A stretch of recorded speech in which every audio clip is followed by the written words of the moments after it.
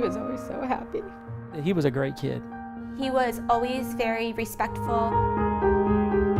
Jordan Spennato was not the most talented or skilled athlete at American Heritage High School, but in the state championship game in 2007, he had an opportunity to etch his name into Florida high school legend.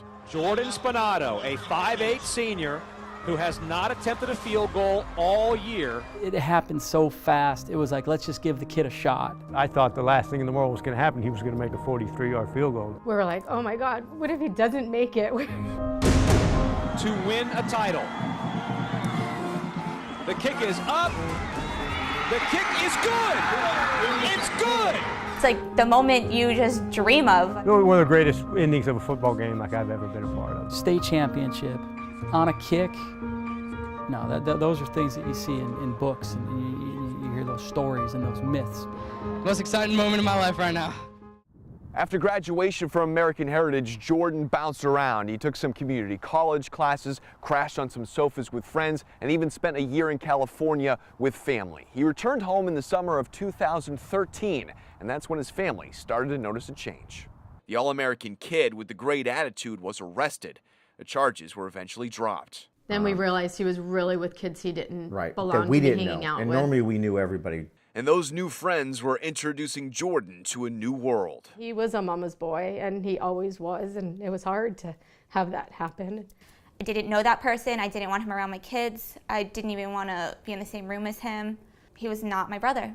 The Spennato family began to wonder if their son, who 5 years ago had experienced that ultimate sports high, was now trying to get that feeling from somewhere else. I went in his room and I found like some tinfoil and stuff. I'm like, I don't know what this is, but Google really tells you everything. When he looked at us in the face and we said, either you're going to have to move out or go to rehab, and he said, it's me and I need help. Heroin is the fastest growing drug in America. Last month, the Center for Disease Control announced a 39% spike in heroin deaths from 2012 to 2013. Heroin is also one of the hardest drugs to kick. Rehab patients have a success rate of less than 20%.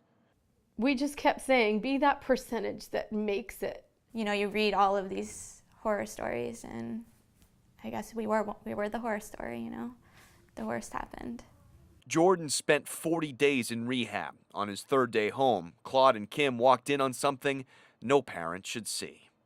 He wasn't answering the door, and in the back of my mind, I think I knew.